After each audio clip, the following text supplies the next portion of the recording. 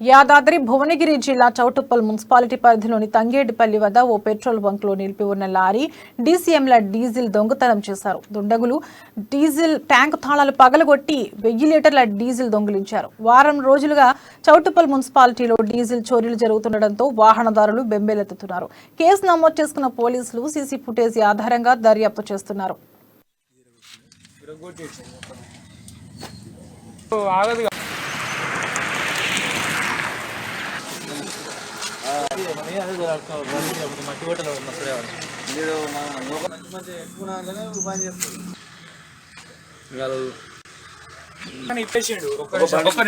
ఇగో ఇది ఇలా కొట్టిండు